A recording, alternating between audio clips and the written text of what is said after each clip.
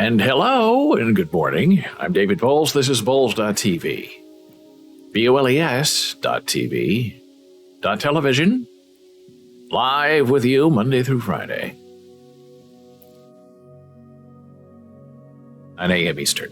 Yes, I'm a little disheveled today and a little bit off. First thing I have to do is take off my headphones because I still have the echo. I thought maybe I got rid of it, and I'll tell you why in a minute.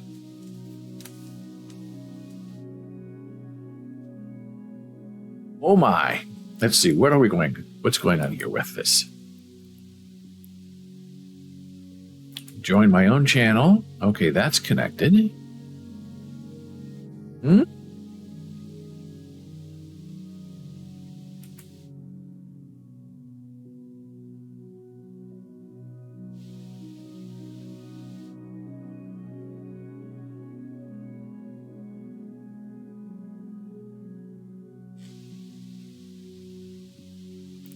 Let me check this.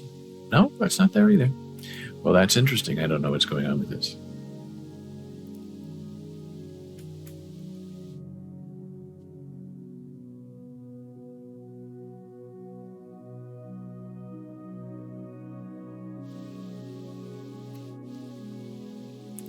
Now, do we have any captions at all? It doesn't look like we have any captions. Can I hear myself? And do we have any captions? It doesn't look like. Well, here's a mess today.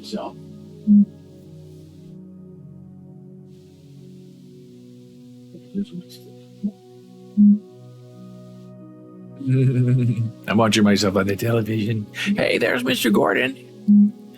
I can hear you but not read you. Are you talking about closed captions when you're talking about reading? Because this is a very serious issue, Gordon. I can't mess around with it. Because I'm going to tell you why in a minute. So the captions do not appear to be working. Right? Stream closed captioner. Yeah, that's no worky.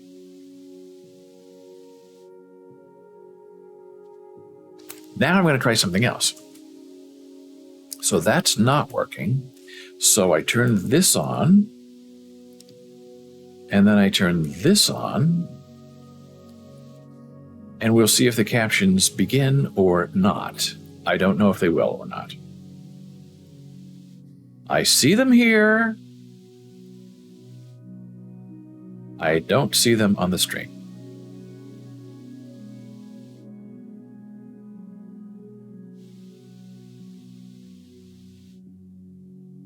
Oh, now they are there.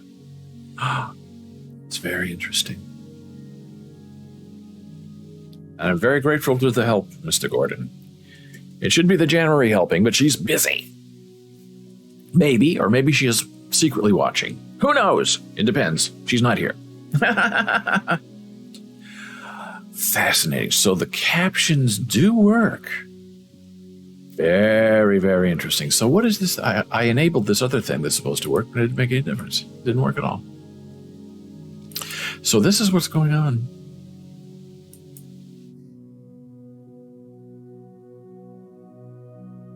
Since Monday, we've been having a problem with our stream and our chat. Hey, it's Dora saying good morning. Hello, Dora. Oh, the captions are working. I'm so happy. So this is my morning rant. And I might look a little more tired and a little more listless than usual because I was working late into the night, couldn't sleep, woke up, went back at it. And we don't know if we're successful or not because we don't know until we're here. And now we're here. And now we're finding out.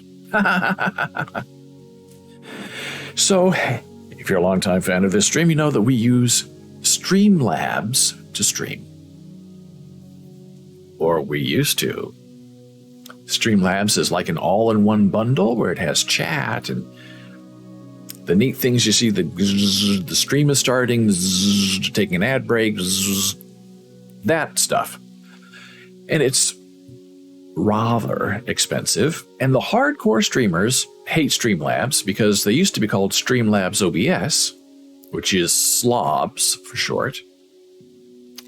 And then the OBS people who invented this streaming software that Streamlabs based their for-pay company on, filed suit against them and said, look, OBS is open source, it's free, anyone can download it and start streaming. Why? And we have asked, the Discord just popped up. Fabulous. Now see, this thing over here, this Discord over here should be popping up too in the corner. I don't know why it's not. Maybe it will. And there was outrage in the community of streamers where the OBS people were saying Streamlabs is scummy, and OBS was saying pretty much the same thing. Oh, I guess we made a mistake. So we won't call ourselves Streamlabs OBS anymore.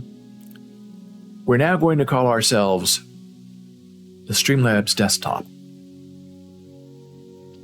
Okay. So they offer a turnkey solution. Install the software, set it up, go. In theory. I've had problems with Streamlabs from day one. And then yesterday, maybe because I was in a grumpy mood after the stream with all this Me 6 ridiculousness going on, I finally contacted via Discord, because that's the only place you can get help from Streamlabs. They don't respond on Reddit. They don't do support and email. They force you to go to their Discord server. I said, hey, my Bowls bot is not showing up. When the timer's hit or you type a command, an exclamation command, it's saying Streamlabs instead of Bowlsbot. And we paid a lot of money every year to make it say Bowlsbot.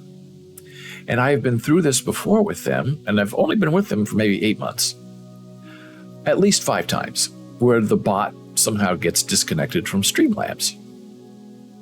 And I know what to do. You go into your Streamlabs account, you disconnect the bot, you log out of Streamlabs, you log back into Streamlabs, you then connect your second account, which is your bot account. But you have to stay in Streamlabs but log out of that account and then log back into that account to set up the bot. And then you have to log out, because now you're logged in as your bot. You have to log back out, log back in as yourself. Turn off the bot for 10 minutes, turn the bot back on, start up Streamlabs, do a little test, and see if it works. And I've been doing that since Monday, and it's not working. It's not working, it's not working, it's not working. So I know the old rigmarole, as the kids say. I did all the steps. So I go into Streamlabs. I upload my trouble report ticket, which is like the log of the last stream. Send them the link to it. If you're looking in chat, you can see that our new friend, the MooBot, is telling us we have an ad break. We're getting ahead of ourselves. Yeah. Excuse me. Been a long night. So I go into the Streamlabs desktop support and say, hey, it's happening again. And I get this response. The best person who works in the Streamlabs Discord server is SL Beast, Streamlabs Beast, SL Beast. He knows everything. He does not give up on you. He will stay with you for 4 hours if he has to. I got someone else who I've had before. This person is, in my opinion, very weak, does not want to solve a problem, and after you fiddle with that person for about half an hour, that person will mysteriously have to go on break and turn you over to someone else who, in my opinion, knows what they're doing. Okay. So this person says, oh, please, excuse me, do all the things that I told them I just did. Do it all again. I said, I just did it 3 minutes ago. I really don't want to do this all over again. Well, we can't troubleshoot it if you don't do it all over again. You have to do every step and report back to me during each step what's going on. I said, I've done this 5 times before. I know what's going on. It's not on my side. There's something weird going on the Streamlabs side. I was completely and utterly dismissed. It did not make me very happy. So, I said to myself, why don't I not pay Streamlabs all this money anymore and use what all the other streamers use, which is just the regular OBS. All the mainstream streamers use OBS. It's very powerful, hard to learn, not user-friendly, which is why people like Streamlabs, because you just install it and go, usually. And I have played around with OBS probably 4 times since this stream started, and it is complicated, and you lose your scenes and your things that jiggle when you go back and forth, but you can install them, but it's not easy. But OBS is more regularly updated than Streamlabs, but it's a little bit of a different experience because Streamlabs incorporates your chat into their software, which makes it a little easier to see. So I spent last night trying to say, okay, look, let's just do it. Rip off the Band-Aid. Be brave.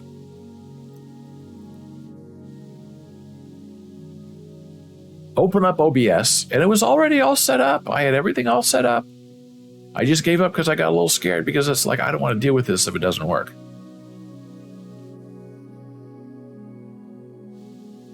So everything was really already there. All I had to do was create like this opening scene and create, our browser look. I have the movies for the opening of the show and for Janice's show. So really, that's all I need to see if I can go live with this broadcast. And others say that this is less stressful on your machine. You get a more reputable HD version of streaming when you're on OBS and not on Streamlabs.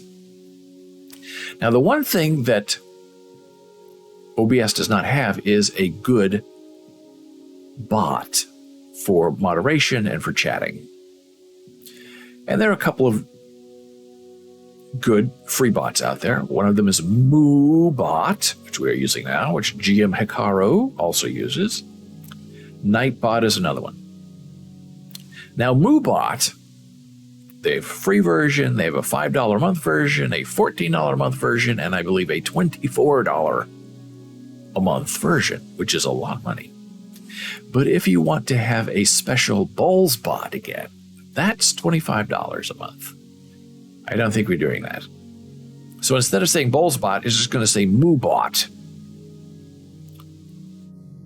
And the one thing I don't have set up yet, which is what I thought was really interesting on Streamlabs, is our little box that when people type in chat, it pops up on the screen. And you can read on screen and then it fades away. I don't know if I want to set that up again or just leave it as is. I have my little thing in the corner that's supposed to be changing, yes. The rotating images over here, that's working well. My Discord thing is working well. When I speak, it turns green. My little, I popped up over here. It takes a little while to sync it all up. And the captions thing can be very complex. And they said on OBS that there's a test chat caption. So I turned that on. Didn't work. And then I see in what we've been using, StreamCC, that we like them a lot. Oh, Gordon says MooBot sounds dairy friendly. Yes. Very, very friendly. And the commands I've set up, I had to copy all these commands, but they seem to work. So like if you type in !Jana, the MooBot will pop up. And that's fine. If it's MooBot, if it's BowlsBot, who cares?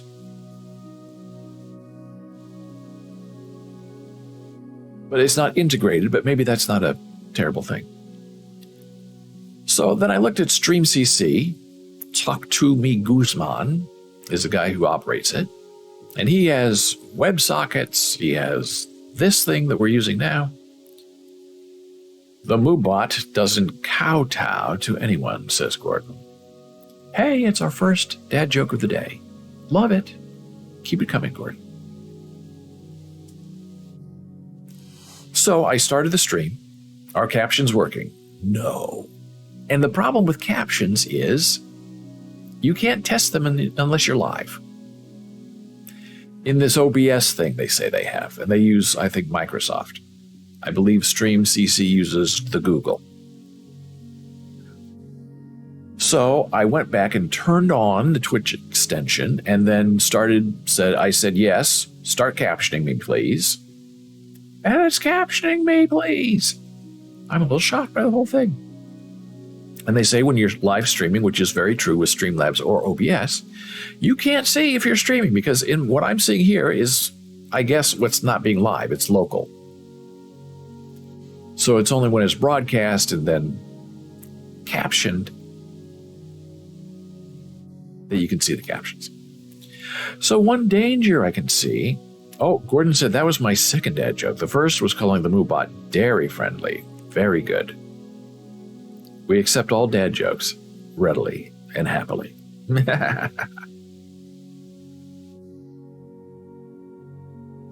So the only thing with not having the chat on screen is that the chat will not be preserved on the YouTube version of Video On Demand.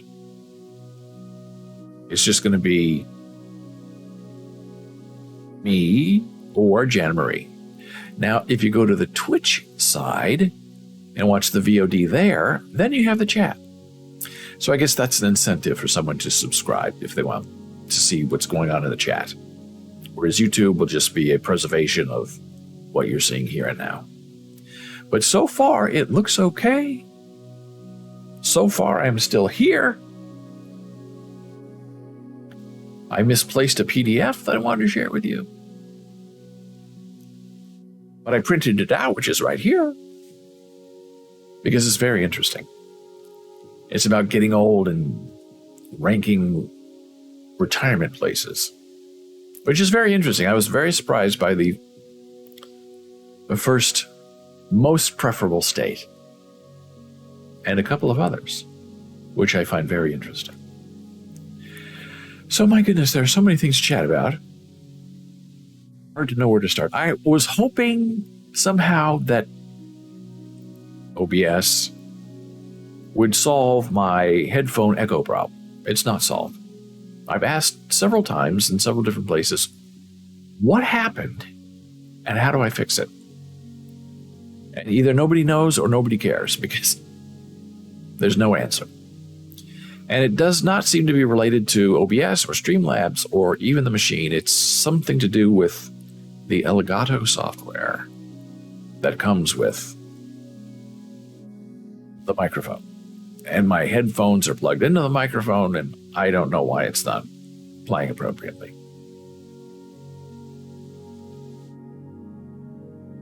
So it's a very interesting experience to see this new setup that's almost exactly like Streamlabs. I understand why the OBS people are upset because it's really what they did is Streamlabs, they took the OBS code and even the interface, added a couple of things like a frame for the chat, rebranded it, released some scenes that, go back and forth like that.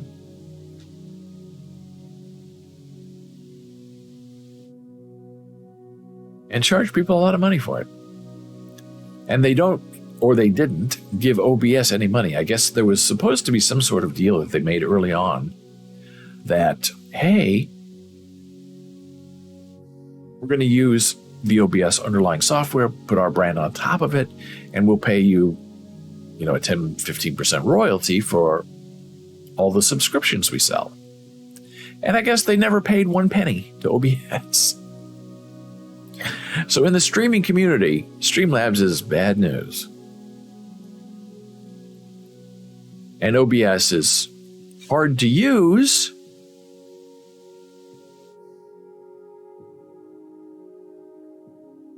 But the best thing out there. And I guess and I've checked it out, the support community for OBS is really great. All volunteer, though. That's the problem. With Streamlabs, if you have a problem, you can go, and you're paying to get supreme help. Or so I thought. But that was it yesterday. I mean, telling me that I didn't know what I was doing, and I had to start all over again with this person that I'd worked with before who doesn't know anything. I don't know anything, but I know more than that person about Streamlabs OES. And I do not have to do all the things that this person was telling me to do because I'd already done them.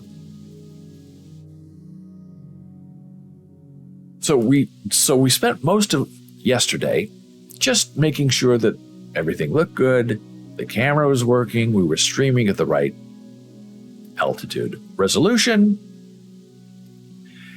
And then the rest of the evening was spent trying to set up this MooBot, because the MooBot, as you can see, is very polite, says we're taking an ad break now. So I don't have to worry about it. MooBot, just you put it on a timer, and it pulls the information from Twitch,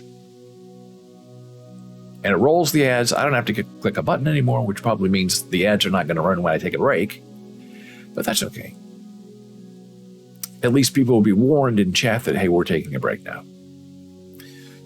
And I am going to now take an intermission break, and I don't really have a screen to put up, so I don't know if I should put up a screen.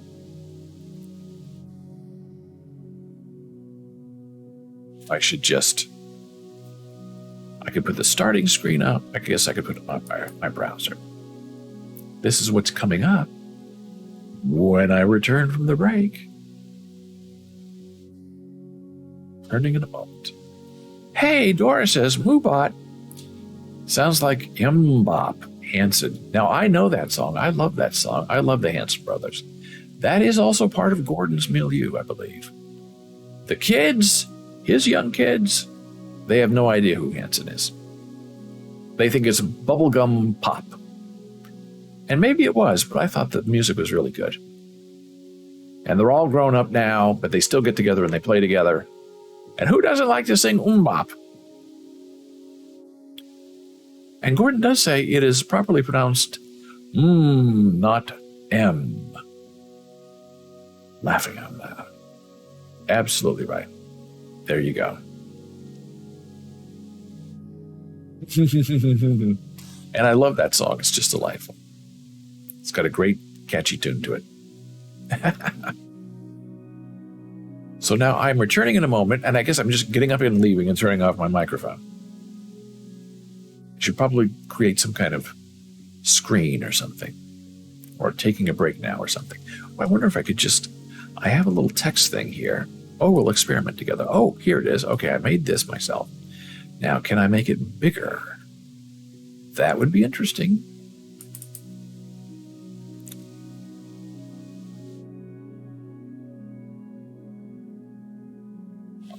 I can just stretch it. I think that's what I did.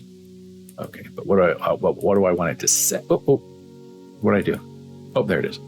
But can I change what it says? No. Yes, I can. I think.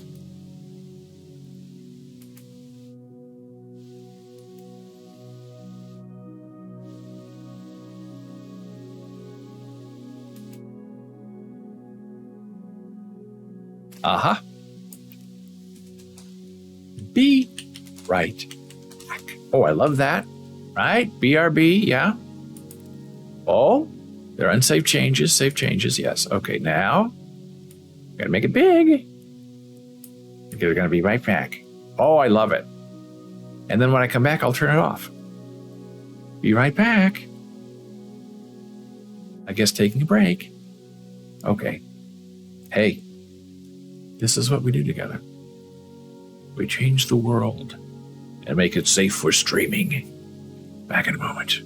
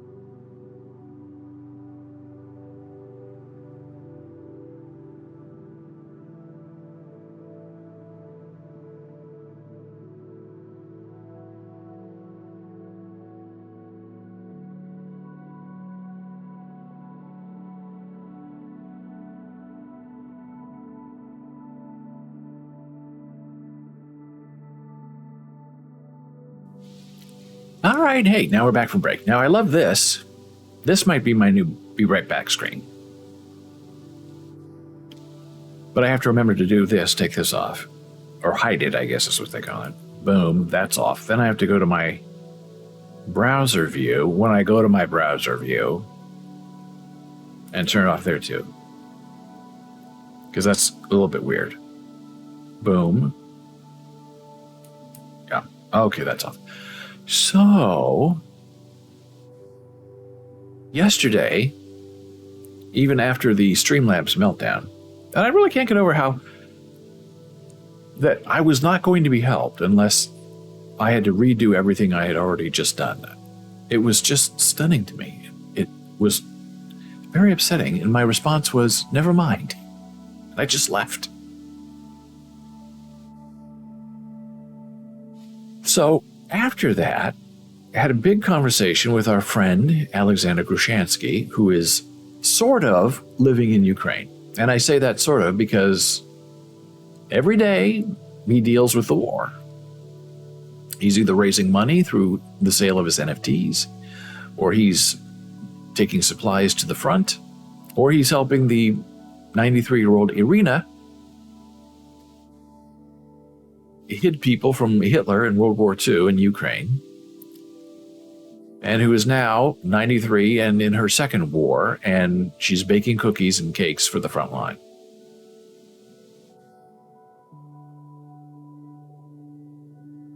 So part of Alexander's interesting collection of NFTs is this one that I happened upon yesterday that I find to be very powerful.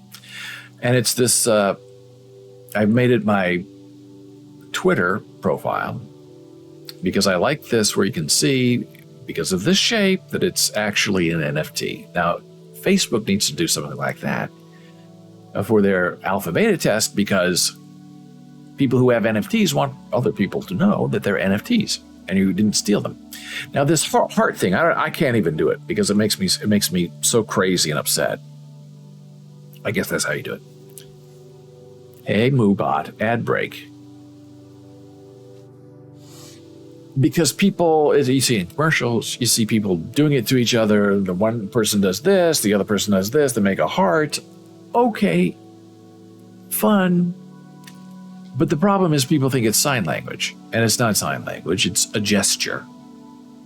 So I find it very annoying. Except, of course, when it comes to my use of it, which I find wonderful and fascinating.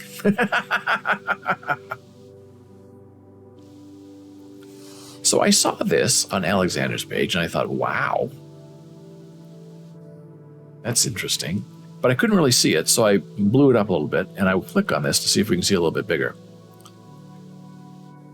And as you can see, it is a heart made with bloody, gloved hands. And the title of this is Military Medic of Ukraine. And I'll show this to you a little closer up, but right here, this is what really makes this for me, is the medic insignia. I mean, this is a person who is holding your heart in their hands in multiple ways. The Simic is the name that Alexander uses on OpenSea. NFT details, creator, owner. All the money from NFT donations go to help families who are in a difficult situation due to the war in Ukraine. It's part of the War Diary Ukraine collection, which is new by Alexander. My company was attacked by Russia. In this collection, NFT displays everything that happened and is happening since the early days of the war. Years will pass, and I believe this collection will be a reminder to all how terrible war is. Money from the sale of NFT will go to help our defenders. And then what is an NFT? Twitter does this really, really, really well. It gives you information. You can click on it. And this is Igba, who is our Russian friend who hates the war as well. Business Pharaoh. So we have the Business Pharaoh and the medic doing the business of the people. So this is a closer up of those bloody hands, which I find completely amazing. And at first you don't realize that they're gloved, but then you look a little bit closer and you can see the glove right there. Oof. That's a picture. And this is right here. The seal right there of a Ukraine medic. So I try to get the word out. I have my banners on my Facebook page are now, maybe I'll show them to you.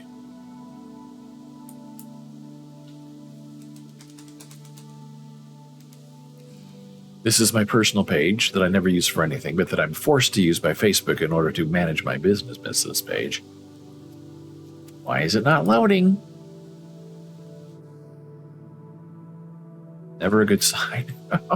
Why is it not loading? Okay. Let me try something else.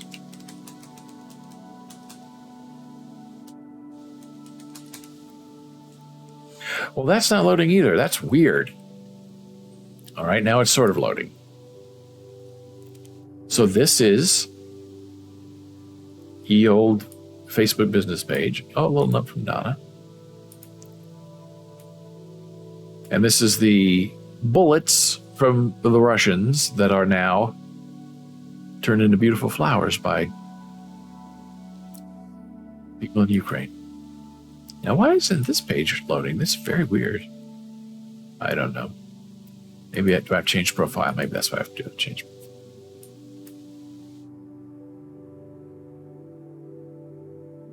See all profiles. There we go. This is my personal account. This is Irina, who I've made as my profile pic. This is another image from Alexander's collection, which is the Russian flag being shot up and torn up. So it's my banner on Facebook. So I'm all in on the Ukraine on Facebook. So because I've been doing all of this, Alexander just sent me this, which I found stunning.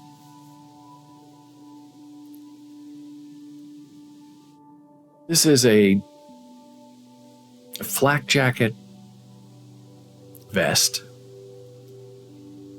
that they bought for the Ukraine fighters. And because I've been supporting him and the war in Ukraine, Alexander, as a thank you, wrote my Twitter name, this flak jacket, which I found very touching. Doris says, love it. I do too.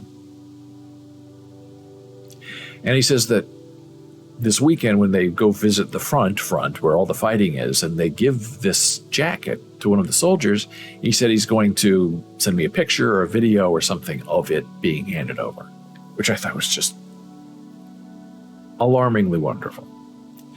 Gordon says it's touching. It was very touching.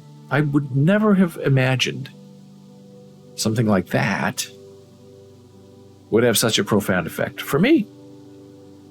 And I didn't know he was going to do this. I didn't ask him to do it. He just did it. I was just thrilled to have this. Wow.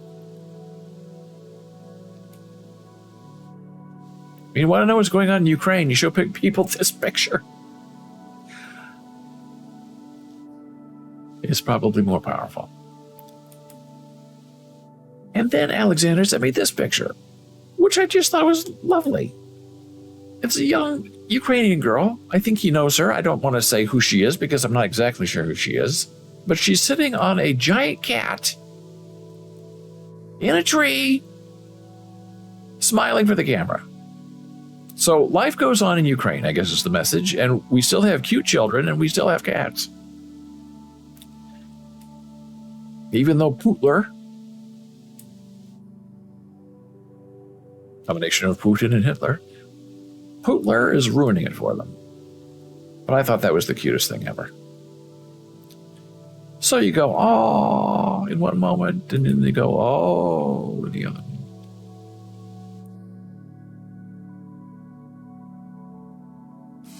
So I haven't heard from Alexander. I usually hear from him like 5 or 6 a.m. our time and the East Coast, because I guess that's when they're awake. It's like noon, 1 p.m. their time.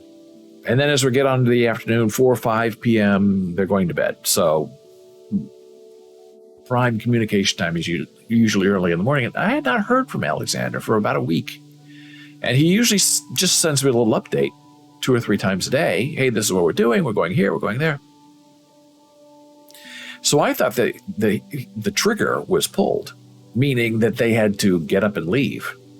But I don't think he did yet. He's 2 elderly parents, 4 kids, a wife, and maybe that cute child in the cat tree. And it's his responsibility to get them to safety. But I don't think they moved. So I'm still waiting for my morning update. I've not heard from him at all, which again is very strange because he's usually extremely active on Facebook. Oh, and here's the other great thing.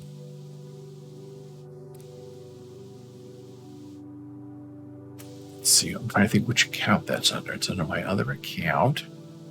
So I have to do the meow meow again. Oh, this is not Facebook. So now I have to, okay, this is the right account. Okay, so I go here.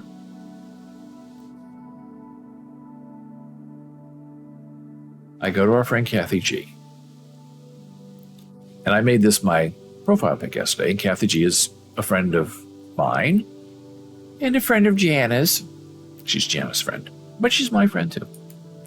And Kathy said, hey, David, she's deaf. Kathy is currently hospitalized in rehab because she's not feeling well. She has lymphedema, but she's on her way back. So she said, oh, well, look, can I ask you a question? Who is this? Is that Janet, Jana's mother, because we're celebrating Jana's mother's life this week? Is that Janet? It's not, but it sort of looks like her. But it can't be. It's not her. So I replied and said, hey, KG, Dave here. No, that's not Janet. This is Irina Todosivna, my new friend in Ukraine. She's 93. Her husband is dead. Her children are far away. She bakes cakes and cookies for the Ukraine army fighting Putin. This is her second war. In World War II, she hid Ukrainians from Hitler. She has medals. She is a hero. And then Alexander sent me this link, but I shared this link with Kathy G. And I'll share it with you now. Here is the link for the Facebook Ukrainian fighter page. It's not in English, but the photographs are wonderful. Oh my gosh, it's Jana Marie. That is so cool. Love the girl and the tree. Oh, Jana Marie's here. Hi, Jana Marie, Artist Dora says. Jana says, hi, Dora. Gordon says nothing.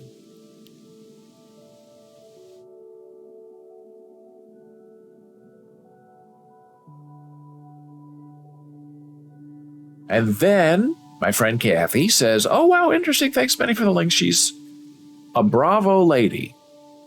She may have met Brave, but I think Bravo is even better. So here is the Facebook page. I mean, look at that. So I joined via my personal page and via the business page.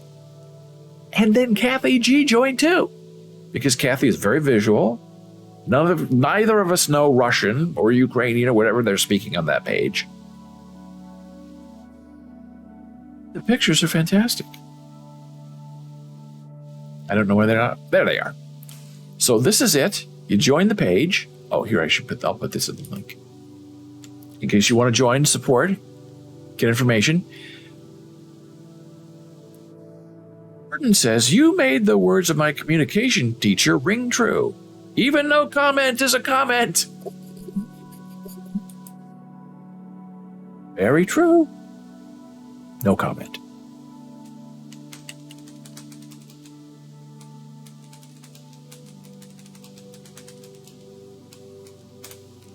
So there you go. It's an open group. And this is what you'll see. A lot of things you can't read, but a lot of it's also in English. They're very smart. Oh, and here we are. Look. Congratulations to our new members, Kathy G and the Big Daver. And they have interesting video about like what the war is looking like and how it works and where it's coming from. and what your money is buying. A lot of it's translated. See translation. Okay, I will click. Cool thing. Too bad they don't say where such a device can be ordered. Here we go. This started it all yesterday with Alexander. There's Irina. Oh, Kelly Gillespie liked it too. That's fabulous.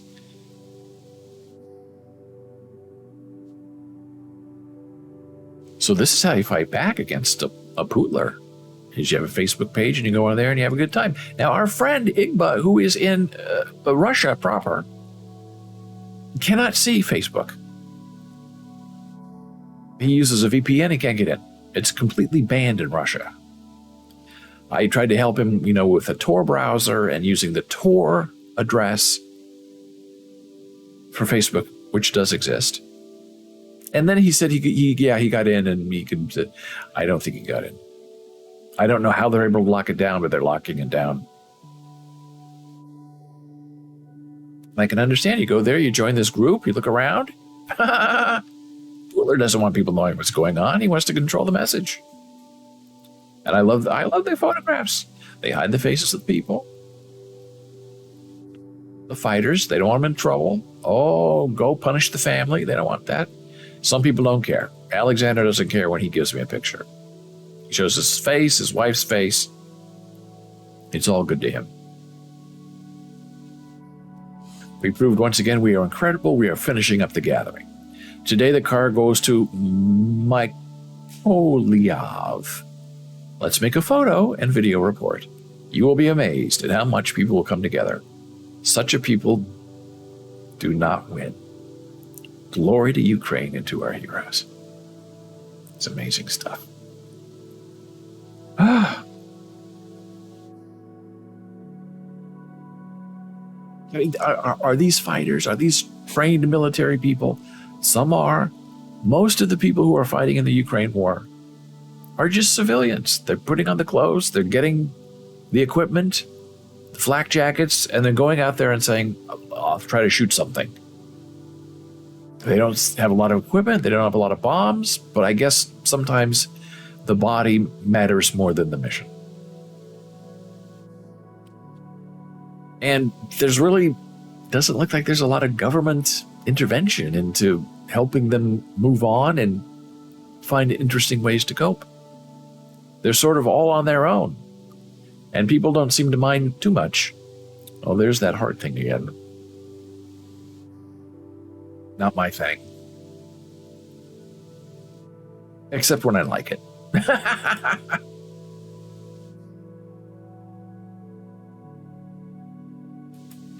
So it's wonderful that they have a Facebook page where you can go and see people just bringing food and vegetables to the front line.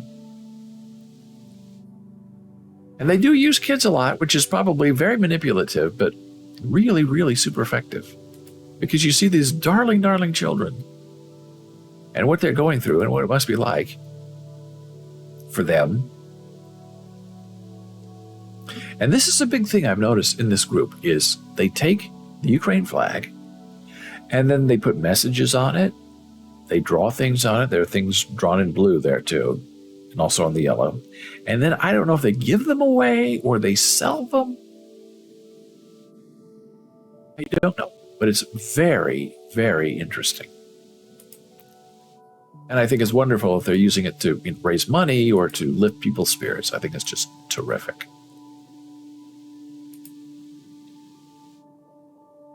So I'm all in on Ukraine. You know, when you know people now, Irina is my new 93-year-old friend. She might not know it, but does it matter? And there they are, the cute kids again. Oh, this is the empty flag, and this is the flag filled with all the fun. I don't know what they're doing with them. I wish I could figure out what they're doing with the flags. I'm sure they're raising money. Just terrific. So that's our update on the war in Ukraine. I'm going to take a very brief blood pressure break. Waka, waka, waka. Back in a moment.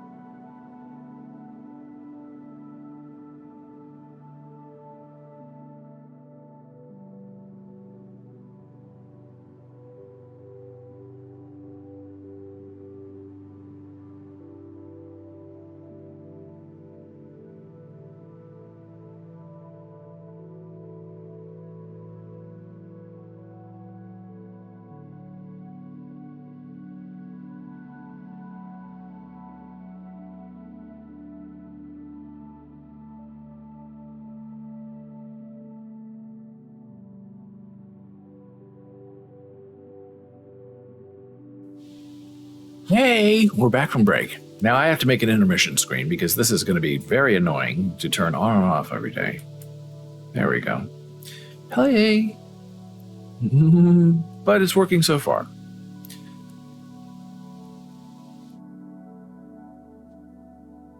This is my main screen. This does not say be right back. Okay. Hey, okay. So, we're back. Bowls.tv. BOLES.tv. Captions.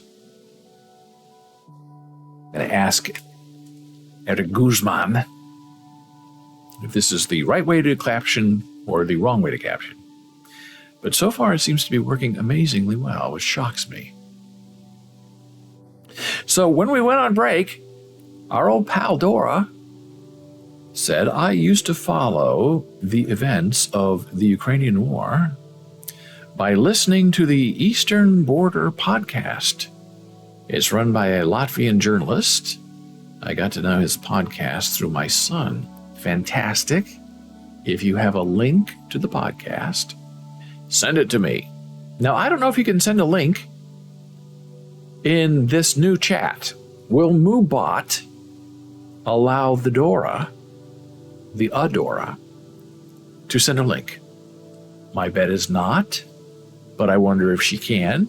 And if you can't,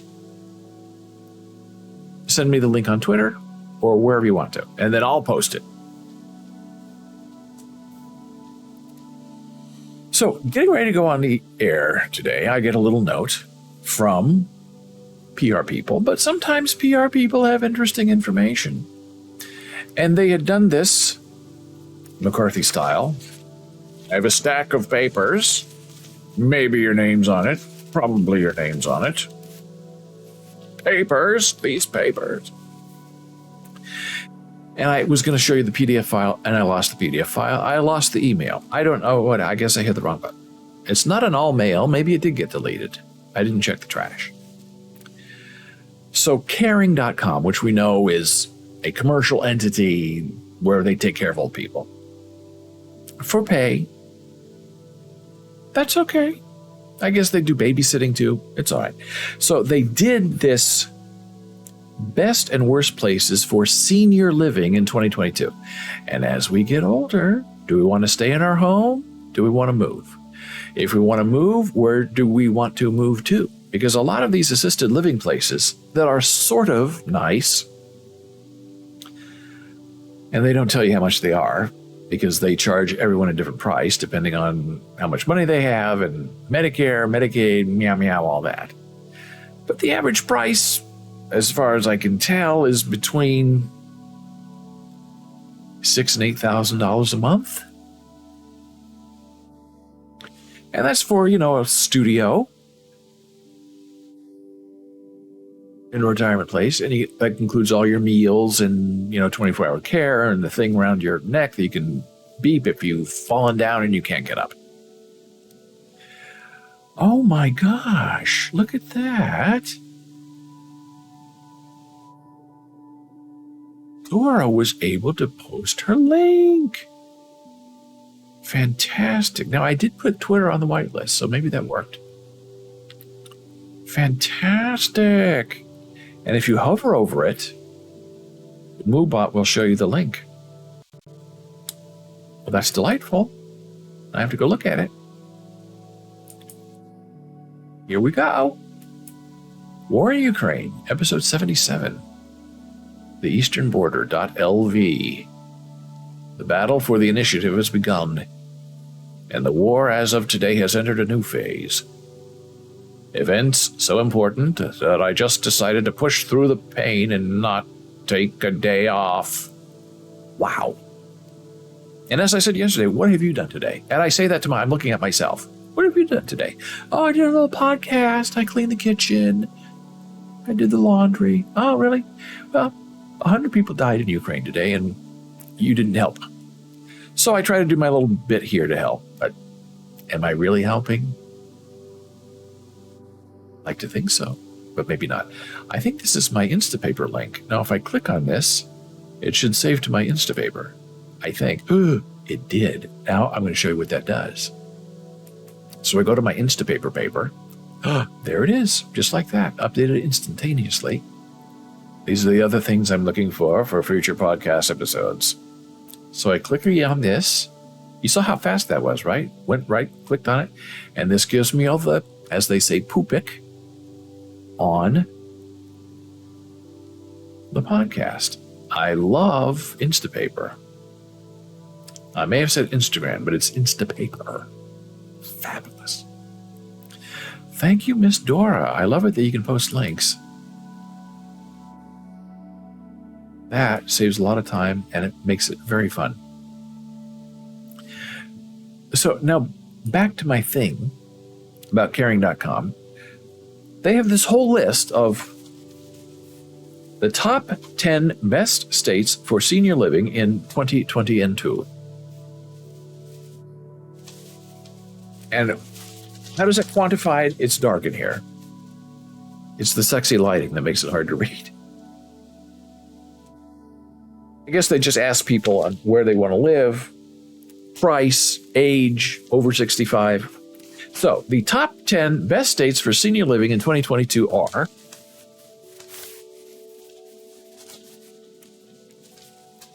in 10th place, Massachusetts.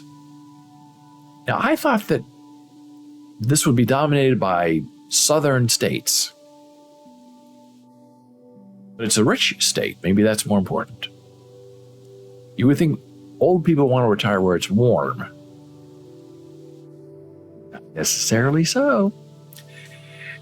In 9th place, believe it or not, North Dakota. I find that shocking. There's nothing going on in North Dakota. And maybe that's why they're now a hot haven for old people. Because there's nothing going on. It's very quiet. They probably have a lot of support and money available.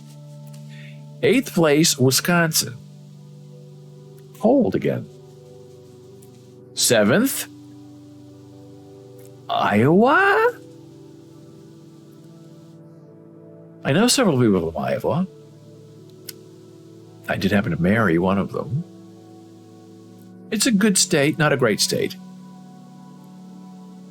The great state of Nebraska is right next door to Iowa. They don't really like each other. In 6th place, New York. What? Beautiful state. Cold weather. A little surprising. 5th, the other Dakota. South Dakota? What? 4th, the great state of Nebraska. It's not for everyone, but it is for old people. Now, I find this very interesting because there are a lot of new elder care places popping up in rural parts of Nebraska. They're very affordable, super affordable. They're in the middle of nowhere, farmland, and they're brand new, gorgeous facilities. I don't know where the money's coming from. And they don't seem to be part of national chains. They seem to be part of local hospitals. So hospitals need ways to make money. They create a elder care wing of the hospital. It's very interesting. 3rd is Maine, another cold weather state. 2nd is Minnesota, a freezing state. Number 1 is Vermont.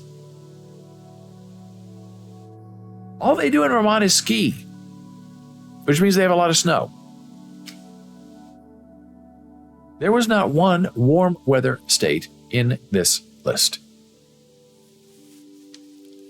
The 10 worst states for senior living?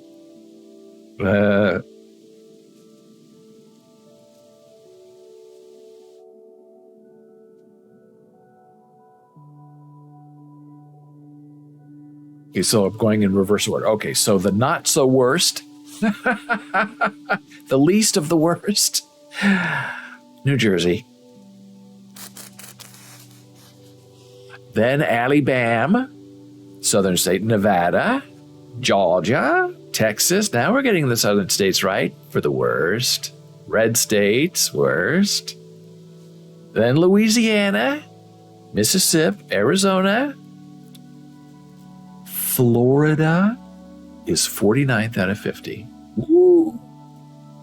I thought everyone went to Florida. I thought everyone went to Arizona. And maybe that's why they're one right after the other. Everybody's there. It's full of old people. No more room.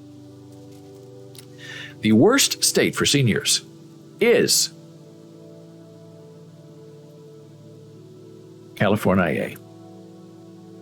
Again, shocking. So the top three worst are California, Florida, and Arizona. And in private conversations with the beautiful Jana Marie, those are three states we've been wondering about. As we get older, do we want to go live there? But now, not so sure. Yes, we have to get a drum roll sound effect somehow, as Doris says. Now, here are the best cities. The top 10. 10, Boston. 2, Wisconsin Rapids in Wisconsin. Next, Wilmington, Delaware. In 7th place, Lancaster, Pennsylvania. Then Madison, Wisconsin, Minneapolis, Minnesota, Portland, Oregon. That makes more sense. Burlington, Vermont. I don't get the Vermont thing. Have you ever met people from Vermont who were born there? I've met a couple. They're very odd. In a quiet, shaken but not stirred way. 2nd place, believe it or not, is Pittsburgh, Pennsylvania. It's a steel town. Number 1, Hartford, Connecticut. Connecticut doesn't appear on the best or worst states, but it's the number 1 city. Oh, here we go. Worst cities.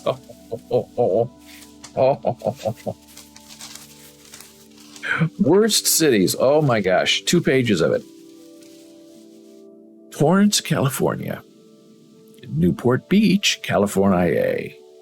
Port St. Lucie, Florida. We're going for the worst to the ultimate worst.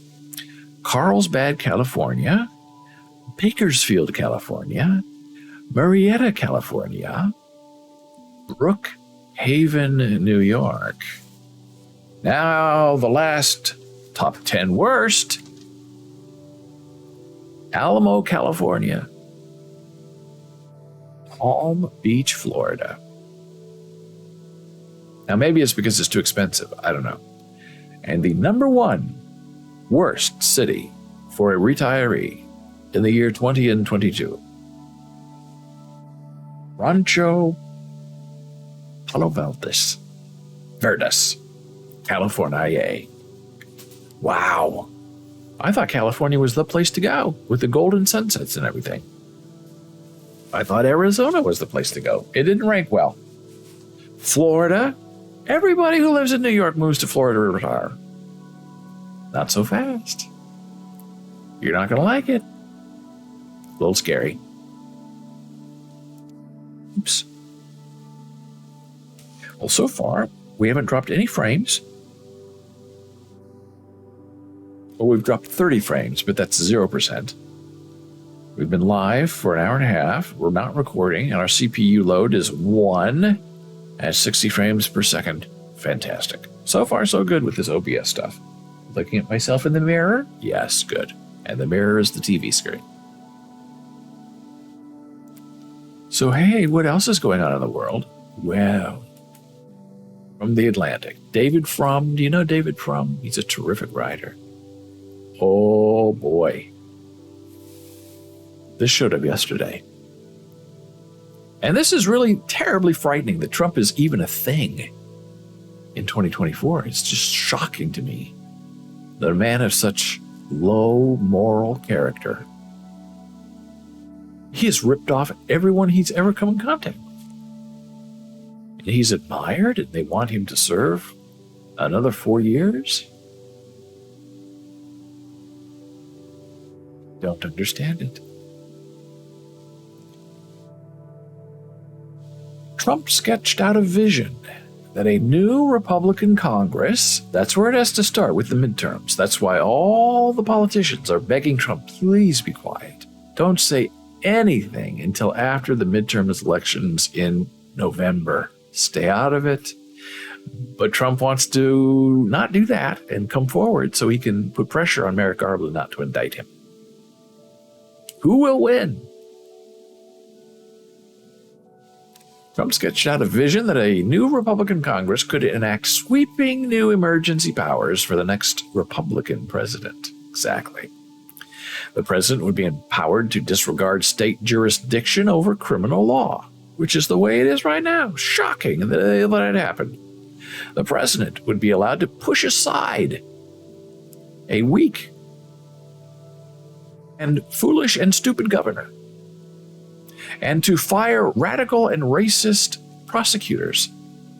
Racist here meaning anti-white.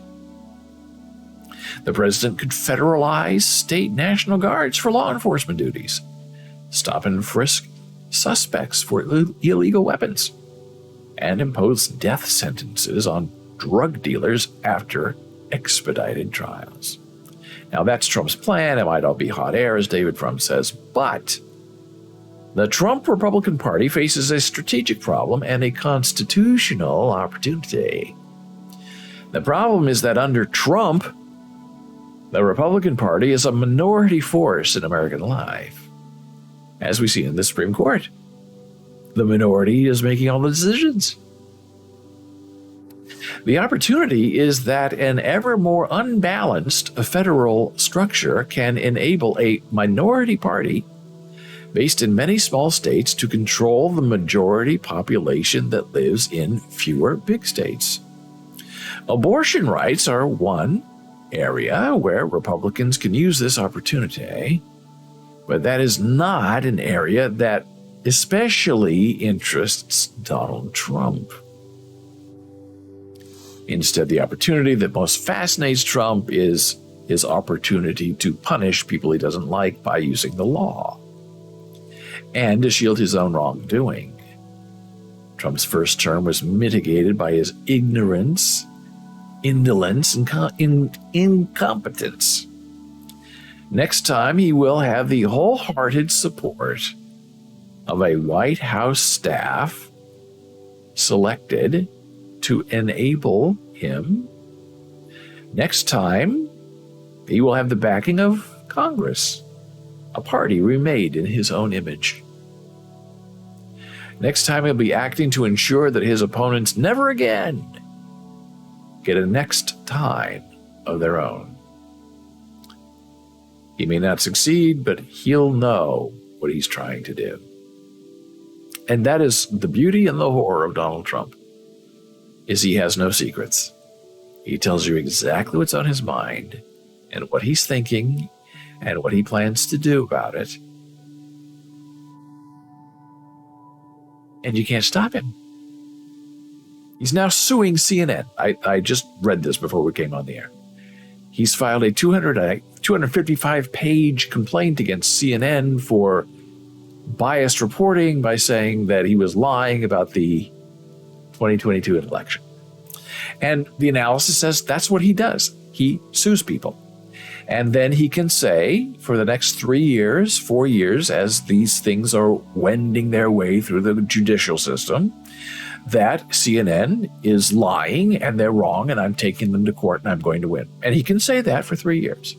And all of his fans and all of his friends and all of his supporters believe him. And that's what he does. He overwhelms the news, overwhelms the judicial system with a bunch of BS, and it keeps piling it on and piling it on and piling it on, and the courts can't catch up, and the news people can't keep things straight. So all these accusations and lies just keep tumbling and tumbling like a waterfall until people either tune out or they're too overwhelmed to consider what's really going on, or it just becomes the fact in some people's minds. Like the election was stolen. Like there's fraud. Like he's really still the president. It's really an amazing, amazing, despicable talent that he has. And now we're taking another blood pressure break. Meow. Returning in a moment.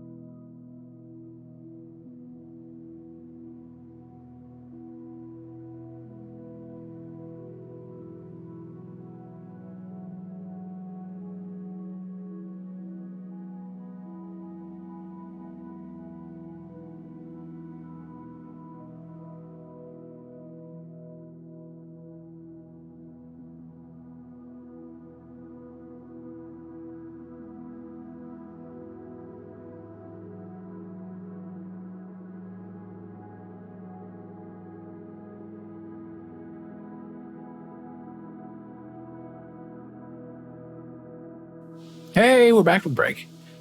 I'm David Bowles. This is Bowles.tv. BOLES.tv.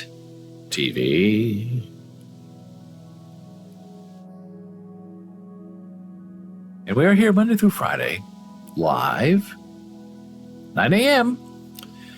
Well, I'm getting used to this new OBS thing. And it appears when you have things that are layered, that if you move, like the text thing, lower down so I can see it to click on it better, it disappears. I don't know why. And I also learned that you can cut a video screen camera, which means like make it go in and out like this without changing the aspect ratio, which is great for cropping, which you cannot do on a Mac. But you cannot crop like this browser window. You just make it bigger based on its ratio, which I find odd. I don't understand it. But that's okay. I don't have to understand everything as long as it works. And so far, so good. Well, this is really very interesting, and this has been going on for several years, and we're just going to talk about it very briefly, because this does concern my great friend Hikaru Nakamura, who is a grandmaster and who streams 78 hours a day on Twitch, playing chess with people. Now, Hikaru has a deal, we know, with chess.com, and he plays his games on chess.com. Every once in a while, he will go to lichess.org. Chess.com is for pay. If you want their everything unlocked, it's $100 a year. If you want to play chess and have everything unlocked on lichess.org, it's $0. Everything is free. So some of Hikaru's fans say, why can't you go play on Lichess once in a while? Those of us who don't want to have to pay or have anything to do with chess.com. And he always says, well, and we know it's because he has a contract with chess.com. They pay him to only play on chess.com. But it is weird that every once in a while he'll go and play a tournament, usually on Lichess. And 2 or 3, 4 months ago, he was playing on Lichess in a tournament, and the winner received 1 Bitcoin. And at that time, Bitcoin was $43,000. And it was like a 3-day tournament, and Hikaru played. And we, his fans, were shocked. How can Hikaru play when he's on chess.com? But somehow he did. He won the tournament. He was paid his 1 Bitcoin through Coinbase, which means he had to go in there, set up an account, and when you're new in crypto, they want to make sure you're not a thief. Even though Hikaru's brother is a big vice president, I think, at Chase Bank, and handles all of his investments, Hikaru had to wait 7 days to get his account approved. And over that 7 days, the price of Bitcoin changed. And he sold it for $41,000. And all of his fans said, why not hold on to it? It's going to be worth $100,000 in 6 months. And Hikaru said, I don't believe in crypto. I don't want crypto. I want money. I don't want to hold a Bitcoin. I want $41,000 in my bank. Oh, you should have held. You lost $3,000, $4,000, $5,000 over 7 days. And he said, I don't care. And then every week after that, and he's never talked about it again, really, Bitcoin has plunged in value, where now it's worth like maybe 20. So he was a very smart guy to get rid of his 1 Bitcoin at 41,000 and not be holding on to it like his fans wanted him to do, and it's now worth half of that. So this is a very interesting article recently published by Lichess, they're based in France, discussing why chess.com won't let Hikaru play every day on Lichess. And it comes down, of course, to money. And Lee just says, our second player almost didn't play at all. GM Hikaru Nakamura was streaming live on Twitch and had just finished his last round in Week 22 Chess.com Rapid Championships qualifier.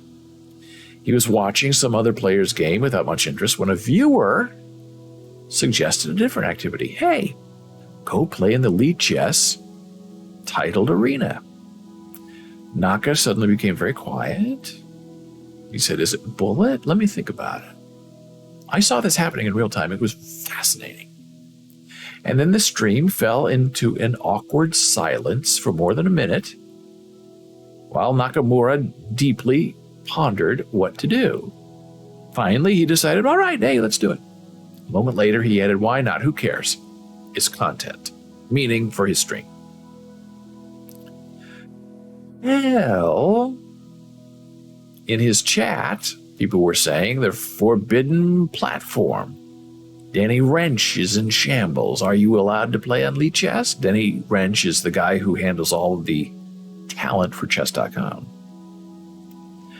Midway through the event, playing on Lead Chess, a Slack private message sound could be heard. Nakamura glanced to the side while streaming, presumably at another monitor, and a dour look appeared on his face. Oh, look, what a shocker. I guess somebody noticed I was playing from this event. Chess.com uses Slack for their internal communications. Nakamura seemed annoyed. Ridiculous. You try to play a bullet arena and you hear Slack pinging you. On his stream, Nakamura recounted being scolded by Chess.com Chief Chess Officer Danny Wrench while the event on Lead Chess was going on. I lose this tough game to Shaq. Apparently, the St. Louis broadcast was on Lead Chess. In between games, I went to my second. He's sitting in the cafe by the playing hall. I went over there and I spoke to him. Of course, I wasn't happy. I looked at my phone, and my phone was completely blowing up. Basically, what had happened was, in between games, Danny at chess.com had written this really long message, basically just yelling at me, yelling at Hikaru. We can never have Lead Chess on chess.com. You can't do this. All these different things in between the first and second game that just basically tilted me completely. And I lost the next two games. Much later, Nakamura was shown a tweet from Danny saying, Hikaru can do whatever he wants to do. And reacted this way. I'm going to flat out say it isn't true. I'll tell you flat out, as far as the contract goes, I am not allowed. And then, I saw this live too, Nakamura suddenly realized that the tweet he was reading from Danny is not recent. It was from 2 years ago. Oh, Hikaru said. It's from May 2020. You guys debated me. The chat. Okay, that's a good one. Has something changed since 2020? If there is an answer, I certainly don't have it. Lee Chess is writing. It seems that Nakamura is not the only high-profile streamer that must carefully consider who will be angered by playing in a Lead Chess titled arena. GM Eric Hansen also played in Saturday's event and streamed it from a mostly unknown alternate Twitch account instead of his main Twitch channel with 54 million total views. GM Daniel Naroditsky is a regular winner of Lead Chess events, but they almost never appear on his Twitch channel. When he does stream Tilted Arenas, as a chat command is enabled that informs his viewers that chess.com has graciously given him permission to play.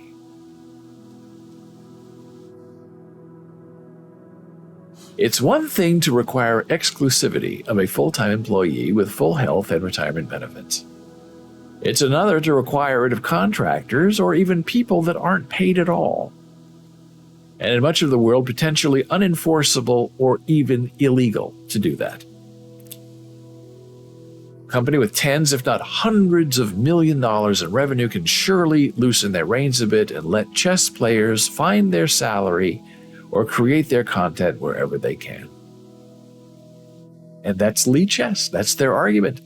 Why is chess.com interfering with the free exchange of playing chess? Now, I sort of understand chess.com is shelling out a lot of money to have exclusive content on their channel. And there is definitely tension between chess.com and Lee Chess. Lee Chess is free, Libre Chess. That's where it comes from. That's where their name comes from. They're a French organization. And they have their interface is faster. Every time Hikaru plays on Lee Chess, he always says, oh my gosh, this is so much faster than chess.com. It moves better. I like the way the board is laid out better. So I understand chess.com wants their money first. And Hikaru and others don't have to take their money from chess.com if they want to go play on Lee Chess. Now, Eric Rosen, who is another streamer, terrific guy, exclusively streams on Lee Chess. And he's not being paid because Lee Chess doesn't have any income. They're just there, supported by people who play on their website. You can donate money to them. That's how they support themselves. And they are doing a very good job. Doris said, smart man. I was rambling. I don't know who or what she was talking about. But it sounds like a compliment. And Eric plays 8 hours a day chess on Lee Chess and streams it on Twitch. And it's absolutely delightful and people love it. And he has a lot of user interaction, which is great. Hikaru is the Hikaru show. Sometimes he talks to chat, sometimes he doesn't, sometimes he plays against his people, he doesn't. Eric's is totally different. He is there to teach chess, and he is there to play against his viewers. And it's a completely different, wonderful experience. And Eric averages about 2,000 viewers per stream, and Hikaru averages about 15,000. Oh, Dora's rubbing it in. She says Hikaru was a smart man to sell his Bitcoin. And I guess that was smart. I mean, he doesn't have any crypto. He has no interest in any of it. The whole thing of that tournament was this Bitcoin from whatever company it was, crypto.com, something like that. And so he wanted to get his money and get out of town as fast as he could. And I'm sure his brother, who works at Chase, said, look, Hikaru, cash it and run. And Dora agrees. So is chess meant to be free, or are you supposed to pay? I mean, if you want to have any kind of interesting experience on chess.com, you have to pay them something. And if you want full access to all the lessons, all the videos, all the bots, that's $100 a year. Your first year. And then after that, if you play coy with them, then they'll give you 50% off. But that's still $50 a year to play against a bunch of bots. On Lee Chess, you get everything. 100%. They have just as much or more content than chess.com. And it's 100% beautiful and free. I do like Lee Chess a lot. I like their whole philosophy. Well, it's been a wonderful, very first history-making show. Broadcasting using OBS software. Streamlabs, as far as we are concerned, is out. Dead.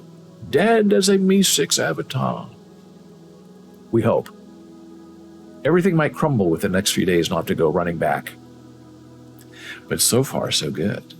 I like how it's all coming together. And we have a very friendly Moo bot now, who seems to be much more lenient and friendly than our other bot. Oh, I love it. Commissioner Gordon says, signing off for Winter Garden, Florida, thanks for having us. Yay, that still works. I set it up for you. I had to hand copy all of those commands, those exclamation commands from Streamlabs over to MooBot.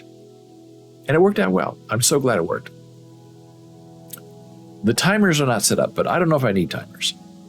I can just invoke them whenever I want to, which is probably better.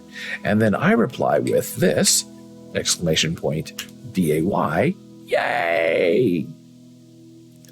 See you in a day or two, and I'll have more ideas for you. Yay, it's all working. So happy. So if you have any questions or comments, you can email me, david@bowles.tv. If you'd like to follow me on Twitter, @DavidBowles, hello. Super follow to follow. On Facebook, the main business page is BOLES. On Instagram, we are Bowles Books. On the TikTok, Bowles TV. And hey, if you want to join our Discord server, it's alive and kicking. Somehow the MooBot, oh no. No information available. Yeah, I don't know why that's doing that either. But if you click on it, it goes there. So I don't know why the MooBot is misbehaving on that. But the MooBot is somehow supposed to also be involved in our Discord server, which I'm trying to figure out how to make that work, because our other big bot, Mr. Wick, appears to be somehow blocking MooBot from joining. I have to figure that out.